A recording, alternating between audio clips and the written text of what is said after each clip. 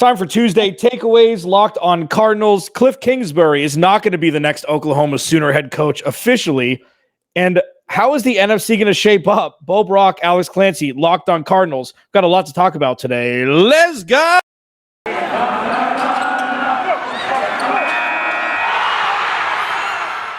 You are Locked on Cardinals, your daily Arizona Cardinals podcast. Part of the Locked on Podcast Network. Your team every day.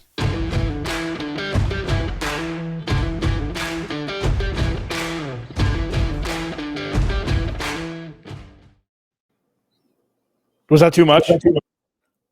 Alex Clancy, Bo Brack, Locked on Cardinals. Follow him at Bob Brack. Follow me at Clancy's Corner. Follow the podcast at Locked on AZ Cards. Thank you to everybody who's reached out via Twitter on the game on Sunday. Like, subscribe at the YouTube channel. It's growing every single day, and we couldn't do it without you. I promise you that. This episode of Locked on Cardinals is brought to you by On Location. On Location is the official hospitality partner of the NFL. It's the only place to score once-in-a-lifetime Super Bowl ticket and experience package. Visit onlocationexp.com/SB56 for more information or search Super Bowl On Location. Bo, as we do every Tuesday, we're going to give our final takeaways from Sunday's victory. 10 out of 12 Tuesdays. We did that with Cardinals victories. And Kliff Kingsbury staying as NFL head coach of the Arizona Cardinals. We're just going to gloss over that quickly and look at what the future may look like for Kliff Kingsbury, because Mario Cristobal, the new Miami, Florida football head coach, yesterday, they're talking about $8.7 million a year. This is getting to be ridiculous. And the NFL takes all of their stuff from college football, the 2-point conversion, et cetera, rule changes, et cetera. And we're starting to see boosters just shell out cash for head coaches that usually don't even make it through their entire contract. What does that mean for Kliff Kingsbury? And the NFC is jam-packed through 13 weeks. What does that mean for the Cardinals? What does that mean if they don't get the 1 seed? We'll hit all that and more in today's episode of Locked on Cardinals. First, Bo, 33-22 victory for the Cardinals at Soldier Field in the crappy Chicago weather. Makes me remember why I'm so happy to live in the state of Arizona. Kyler Murray looked good, 4 total touchdowns. It wasn't as flashy as it used. Like, if you would have asked me how many touchdowns he scored, I thought it was 3. It's like when a star player drops 30. It's like that's the quietest 30 we've ever seen. It was kind of like that for Kyler Murray on Sunday. James Conner is doing James Conner things, continues to do so. The defense continues to turn bad quarterbacks over. Final thoughts? I mean, did we miss anything yesterday? Like, is there anything glaring that you can take away in a negative light from the game on Sunday? Wow, in a negative light. I didn't know you were going to put me on the spot there. Yeah, you have to think sometimes on this podcast. Not necessarily. I mean, I thought we were going to just have our final takeaways. My final takeaway, after really kind of taking some time and taking a few beats, the defense is really good. Defense is really good at football. They are. I mean, you know, no matter if it's against the high-powered Los Angeles Rams offense or if it's against Andy Dalton, they just get it done. They already surpassed their turnover, their takeaways from last season. They have 23 total takeaways this season, 21 last year. Just a ball-hawking, opportunistic defense. That's what you want when you have an offense like you have with the Arizona Cardinals and Kyler Murray and DeAndre Hopkins getting back into the fold. So the defense is really good. Budda Baker, Jalen Thompson, hopefully he's going to be okay going forward. How about this? How about a Jordan Hicks appreciation comment? Jordan Hicks, the only player in the NFL with 90-plus tackles and 5 sacks. And this is a guy that was on the trade block. Couldn't even trade him away, essentially, in May and June. And here he is making and playing big downs for the Arizona Cardinals win. Zaven Collins, a guy you spend a first-round pick on, anointed the starter in May, played 3 snaps on Sunday. So Jordan Hicks appreciation comment right there. This defense is really good, and it complements this offense extremely well. Yeah, he does.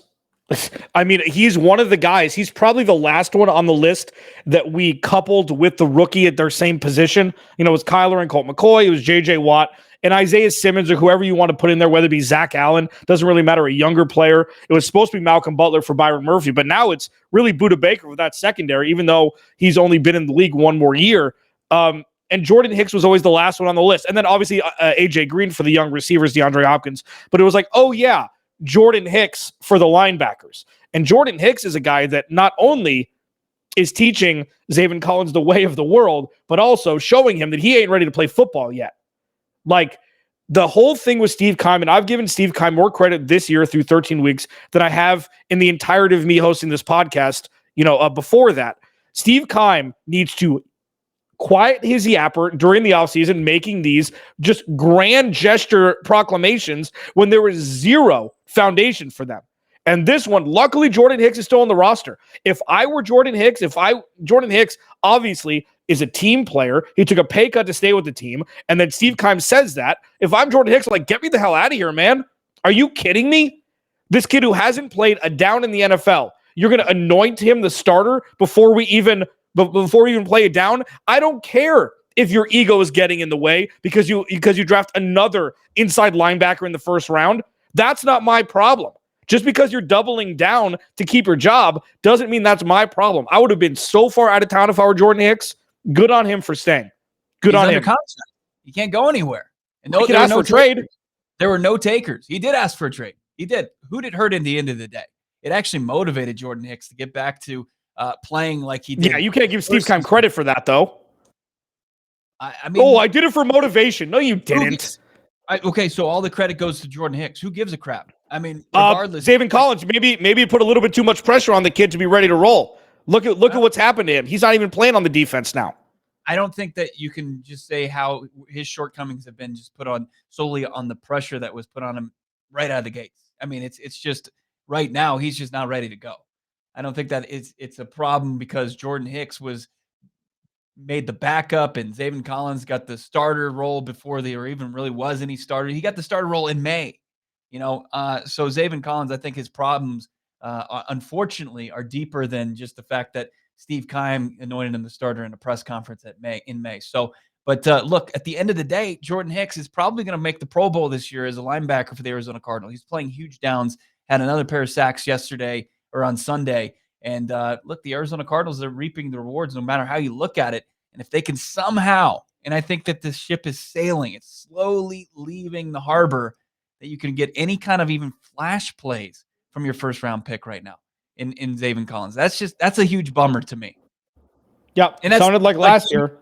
When you asked as far as, to poo-poo on a big W on the top team in the league, here it is. I mean, it's the, when you look back at this offseason, when Keim seemed to have the Midas touch, I mean, he only missed on 2 moves so far, and you got to be patient with Zaven Collins. I think Isaiah Simmons, DJ Humphries, and even Hassan Reddick point to that. But I think that, Zaven Collins hasn't made an impact this season. And then, of course, Malcolm Butler, the signing, he wasn't going to be the successor to P2. Luckily, they knew that Byron Murphy, what they had there, that he could play on the outside and he could ball out like he's done the entire 2021 season. For sure. Clancy and Bo Brack, and let me just qualify and clarify here. I'm not saying that the pressure put on Zaven Collins was the reason why you said that there was no impact. I'm thinking maybe there could have been some impact where it's like, oh, great, I just put this jersey on and now I have to go be an every down starter. I just don't know if that's necessarily the proper way to go about things. And Steve Keim, regardless of recency bias, has done more wrong things than correct things as a GM, but he's righted the ship in spades over the last 18 months or 2 years, and we're seeing the fruits of all of the labors and bearing all the rewards. Clancy and Bo Brack, Locked On Cardinals. It's a good debate. I mean, these are things that we talk about when the Cardinals are 10-2. This wasn't necessarily in the script going into what we were going to talk about when the season started in Week 13 with the Monday Night Football game against the Rams coming up. But here we are, and we couldn't be happier. Follow the podcast at Locked On AZ Cards. Kliff Kingsbury staying. How much is he going to warrant with his new contract? How much is he going to get? How much is Kliffy baby, who I thought should have been fired at the end of last year, going to get? 60 mil, 70 mil, 80 mil? With what college football coaches are getting now, nothing's off the table, and it's absolutely insane, and it's going to be exciting to talk about. We've got a couple things to talk about first, though. Bo, you can go first. Yeah, absolutely. When you're talking about Boost Mobile, how about you listen to podcasts? It's the power of knowledge. When you listen to me talk, I'm going to give you something insightful that you can take and you can share with your friends. Alex, you're probably not going to want to use that. It's not knowledge. But if you switch to Boost Mobile, you have the power of saving money as well. Get 3 unlimited data lines for $30 per month and a free 5G phone when you switch, so you can get the latest episodes of whatever podcast you like to listen to. It's Locked On Cardinals. Thank you. All in one of America's largest 5G networks. More power to save. Boost Mobile. Free phone limited to new customers. One per line. Additional restrictions apply. Offers coverage not available everywhere or for phones. All phones or networks. See Boost Mobile .com for more details. I got something to talk about too, broski. Super Bowl 56 at SoFi Stadium is less than 100 days away, and On Location, the official hospitality partner of the NFL, is the only place to score once-in-a-lifetime Super Bowl ticket and experience package. Select your exact seats and choose from elite experiences featuring an exclusive pregame celebration with NFL legends, 5-star LA hotels, and food by the great Wolfgang Puck. Love him. Visit onlocationexp.com/SB56 for more information, or search Super Bowl On Location. That's onlocationexp.com/SB56, or search Super Bowl On Location. All right, second segment here, Locked On Cardinals. Follow him at Bo Brack. Follow me at Clancy's Corner. Thank you to everybody who subscribes to the YouTube channel, like, comment, etc., or subscribe wherever you find your podcast. Apple Podcasts, Google Play, Spotify. Again, we're still reeling with the outpouring of support and everything for people who make Locked On Cardinals their first listen and top listen throughout a calendar year after year. We really, truly appreciate it.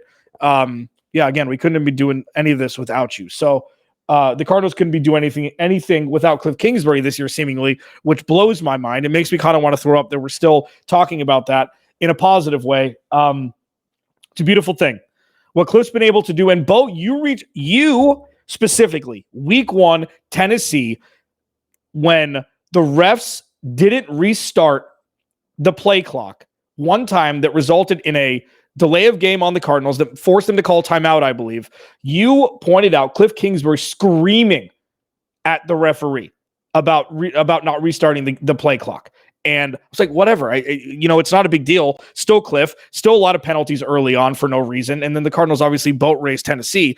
But this is starting to become a theme. We're starting to see teeth from the, Southern gentleman Kliff Kingsbury that didn't want to hurt a hamster. And then now we saw it again in Chicago, screaming on the sidelines, "What the bleep are you guys doing?" to his teammate. It's a different iteration of Kliff Kingsbury. He's going to be here to stay. He's not taking the Oklahoma job. He's not taking the Miami job. I'm assuming that he's not going to be taking the Oregon job either, because Joe Brady, who just got fired from Carolina, is set to be in line there. How much does Kliff Kingsbury get? So before you answer that, John Gruden got 10-year, $100 million. Okay, let's remove that because that's only $10 million a year.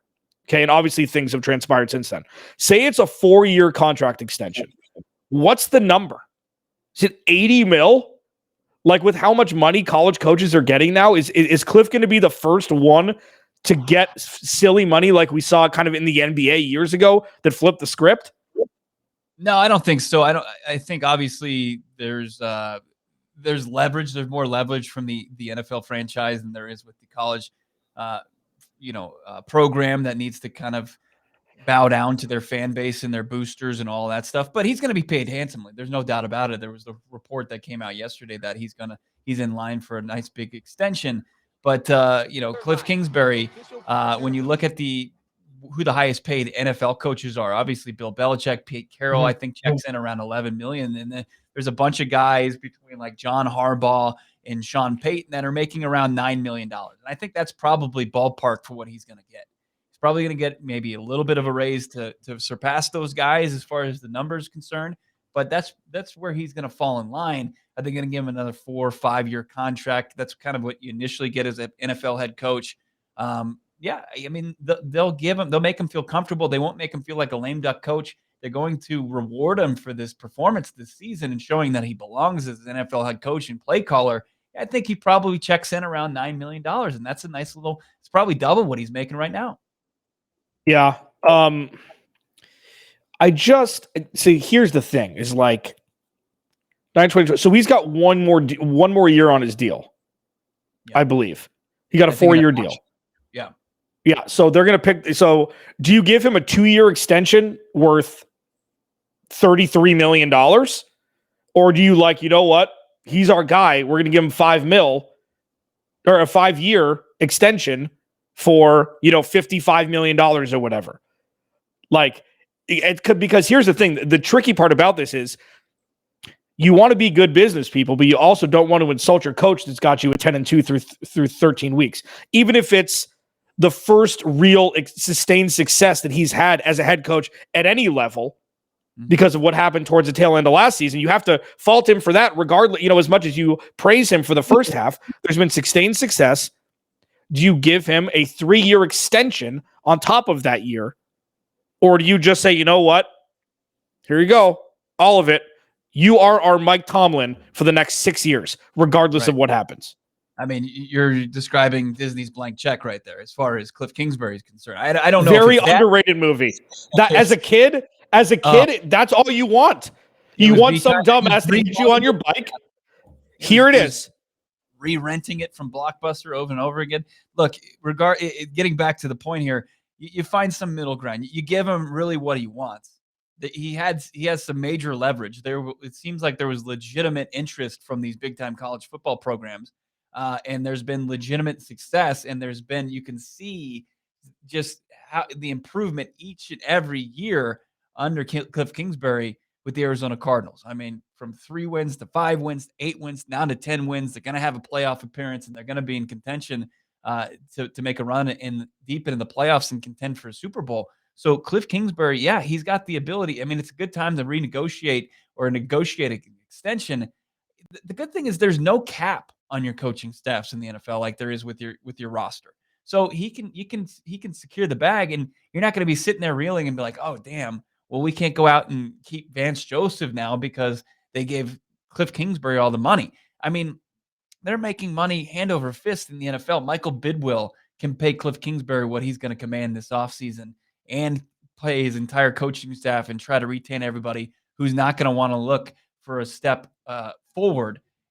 As far as the coordinators go, are they going to want to take head coaching jobs? That's the only way you probably see people exit this organization. And let me ask you this, because this is an uncomfortable conversation that I continue to get crap for, and I promise I don't use that as a badge of honor. Kliff Kingsbury does not coach the defense. Right. Correct? So, sure. Shouldn't he and Vance Joseph split head coaching money? I mean, you pay Vance Joseph probably a little bit more than you would pay your traditional DC. But, I mean, Bill Belichick doesn't touch the offense in New England. He's the GM also. You can't go. He should be getting double what he's getting paid. And Andy Reid doesn't mess with the defense in KC. I mean, it's not an unprecedented thing. I think that there's probably a way that they can work something out to where they're going to keep both of the key coaches on the staff. And I think Sean Kugler probably deserves a bump in what he's been able to do as far as the offensive line and how they've improved each and every season. It's just been, look, when you're a successful franchise like this and you finally hit, there's going to be some people that are going to make away like bandits as far as a lot of money. Now, in a couple of years, could it look like a bad deal? Sure. But as of right now, they've earned this pay raise. They've earned the extension, both Kliff Kingsbury and Vance Joseph. You just figure out a way to make them happy. Because if you don't, I mean, without a salary cap, as far as your coaching staff, it does look pretty bad. I mean, there's no reason not to. Yeah. No, it's true.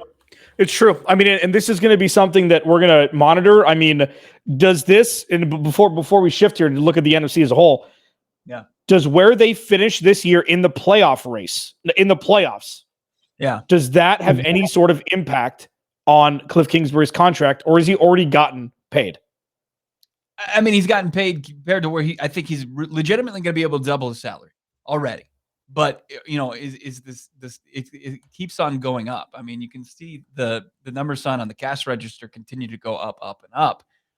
But yeah, if they fall short in the playoffs and have a rough performance and he's out coached and everybody can see, I mean, on the ugly business side of the NFL is like, that's going to be brought to the negotiating table and it's going to be uncomfortable. I mean, you talk about uncomfortable conversations, happens all the time in pro sports, especially in arbitration, but luckily they don't have to have that type of a deal. They can just say, hey, look, we've seen it. Like, we've seen this organization go where, we envisioned going when we hired you, and you've taken a step forward every single season. And yeah, we're concerned about how it ended, but we're satisfied with your job so far. Let's work out a deal to where all parties are happy. I just don't think it's going to be like there's not going to be a stalemate here. They're going to be able to figure something out with Kliff Kingsbury. College was never an issue. Like was never like a real threat to take Kliff Kingsbury away. Like that'd be pretty unprecedented. Has anybody gone from a team that's in playoff contention with a young franchise quarterback in the fold, decided, I'm going to leave. I think the college game is it's better suited for me. And look at all the funny money being thrown around. And I could go to a program where you could recruit just by making a phone call or texting somebody. I don't think that sure, like Nick Saban left Miami, but he was a failed coach for the Dolphins. He went back to Petrino, the whole thing. They went back to college with their tails between their legs, where Kliff Kingsbury would be walking through with his chest puffed out saying, I'm the big man on campus. Look what I did at the NFL level. Like he was never going to leave. So I think that's, nobody's going to have any problem like believing that,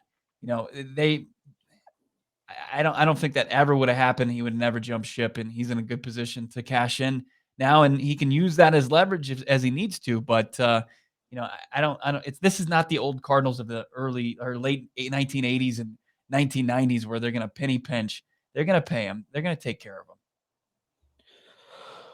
It's going to be so interesting to see what happens. Follow him at Bob Brack. Follow me at Clancy's Corner. Coming up next, the NFC. Cardinals are 10-2, but they're definitely not on easy street yet, especially when they play the Rams, the Colts, and the Cowboys for the rest of the season. Obviously not in any specific order. We're going to talk about all of it next as we look forward to Monday. Man, Monday night at home against the Rams. This is going to be such a good week.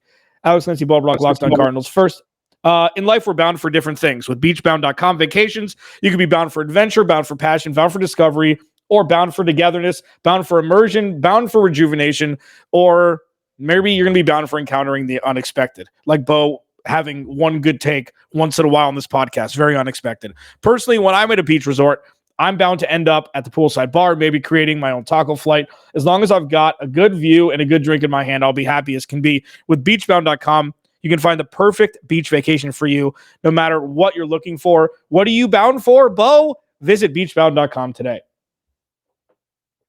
All right. Follow him at Bob Brack. Follow me at Clancy's Corner. Please subscribe to the YouTube channel or subscribe to the podcast wherever you find them.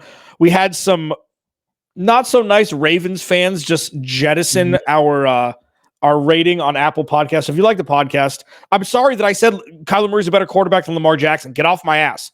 Just get off my ass. Yeah. I don't even just say anything anymore.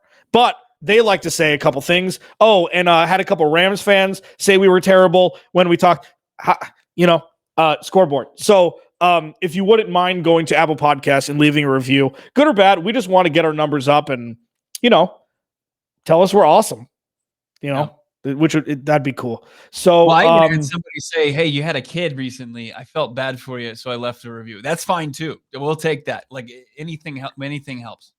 Yeah, and that person messaged me and said, I feel bad that Bo's your co-host. So it was double. It was double whammy today on a Tuesday. 2 for Tuesday. So the NFC standings, I mean, it's going to be really fun. And let's start really quickly here with the 6 and 7 seeds that are jumping in and out of contention every week. Like last week, you thought that it was going to be Minnesota and San Francisco. Both teams lost. One to the winless Lions, and then one to the should pretty much be winless Seattle Seahawks with Russell Wilson. Like, where did that defense go? Robert Saleh left, and the defense went with it?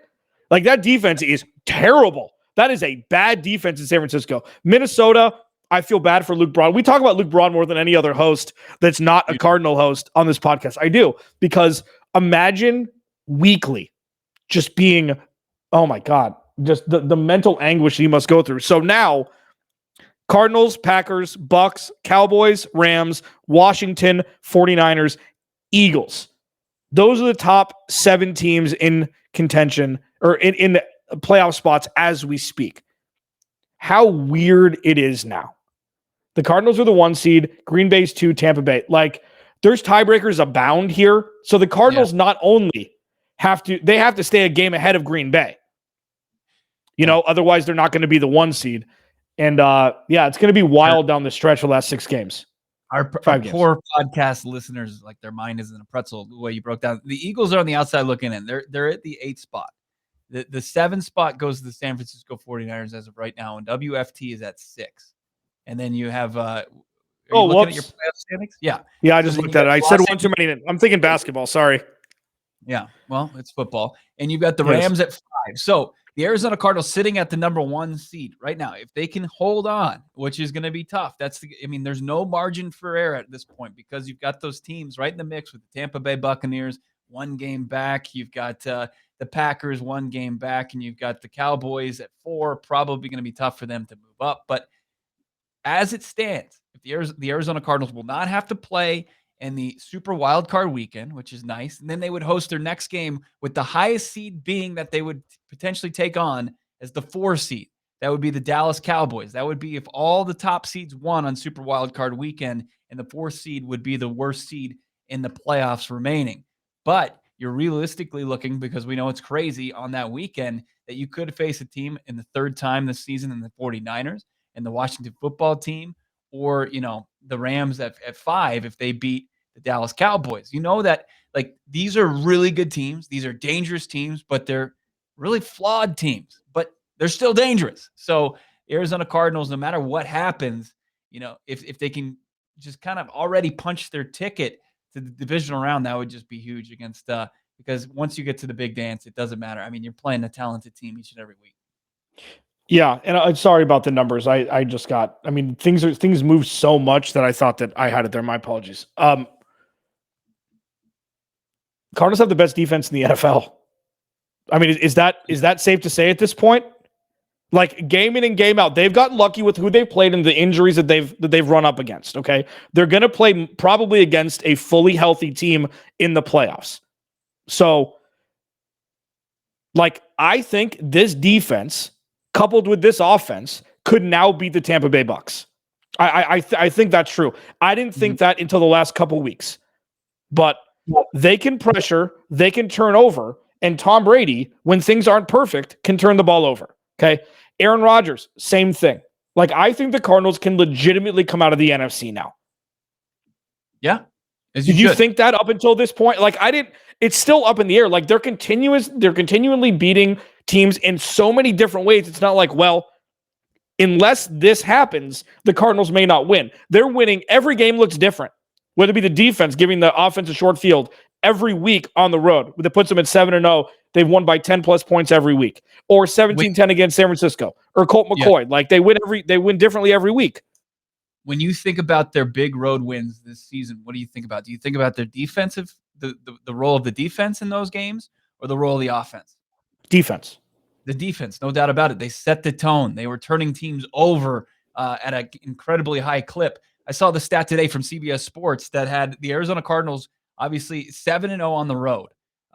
Only one other team has started out 7-0 on the road like the Cardinals, and they've won by 10 plus points in every single one of those wins, Alex. It's unreal. The only other team to do that was in the 1984 San Francisco 49ers. They won the Super Bowl. I mean, that just plays.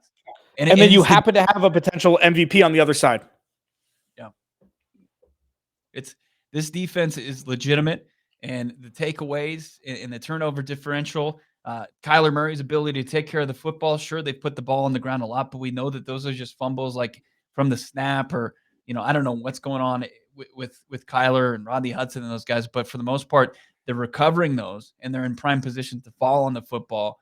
But their defense and their ability to create takeaways is unlike we've seen since, maybe the 2015 team, probably better.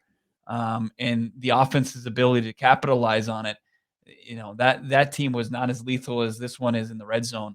It's just a huge mix. 7-0 on the round. Like, yeah, it's cool that Green Bay is undefeated at home, and it's cool that Tampa Bay is undefeated at home, but they're a completely different team on the road, almost borderline pedestrian. The Arizona Cardinals are elite on the road.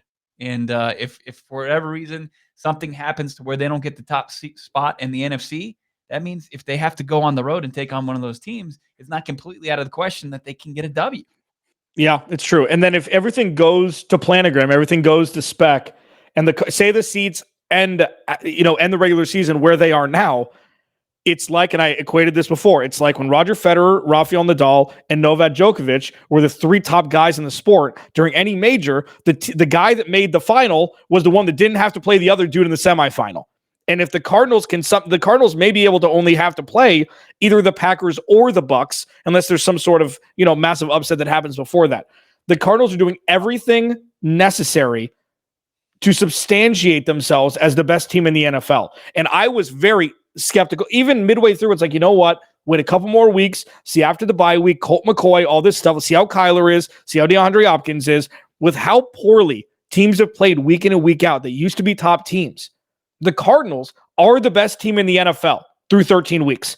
And I don't know, like, they're by themselves. We'll see, like, they haven't had they've had one bad loss. Definitely one bad loss against Carolina. They didn't have their starting quarterback in the game. Yeah. I mean, it was Colt McCoy making a second straight start. It's I don't know. I think Green Bay Packers fans are delusional. I mean, they're just having a Green Bay Packers season like we've seen this season. The last ever since Aaron Rodgers has been their starting quarterback. It's like, hey, great, Matt LaFleur hasn't screwed things up. What the Cardinals have done has been unbelievable. And Kliff Kingsbury, I thought his play calling was on full display. Especially in the drive, their third drive of the game against the Chicago Bears, were able to march down the field, and it was capped off by an unbelievable catch and run by James Conner. But this team, they've got it all. They can win in every single facet on offense, defense, and special teams. And that's just a true testament to, the way things have been put together and how things have developed. And they've got a legitimate franchise quarterback in Kyler Murray. I mean, they're going to be, like I said, I mean, the one question I have for you, but what's that one? You mentioned those 3 tennis players. I mean, the only thing was Nadal. Nobody beat him on clay. What's like the Nadal on clay version in 2021 NFL? Is it having to go to Lambeau Field? But no, the Packers. It's Tom Brady in the playoffs. Yeah, probably. It's Tom Brady in the playoffs. I mean, it doesn't matter where it is. Like, I know that he had a bad run in tennis, like against Tennessee. They were a bad team. And their offensive line was terrible. They didn't have a great run game. He has all of the tools he wants in his toolbox. You know what I mean? He has, that offense is stupid. And then Gronk comes back. I tweeted out, once Gronk starts scoring touchdowns, it's either the beginning of the year or towards the tail end of the year, because he's going to, he's the best. I don't even want to think about him, but it's Tom Brady in the playoffs is that Nadal on clay. It just is. Until it's not, it is. We've gone long. Alex, Clancy, Bo Brack, Locked on Cardinals. Oh, man. This was a fun one. Tomorrow, start to look at the Rams Monday night. Social Cremenges from Locked on. Sorry? They're frauds. Oh, they are? Yeah, big time. Cool. Yeah. Take that for data. Alex, Clancy, Bo Brack, Locked on Cardinals. We'll talk to you tomorrow.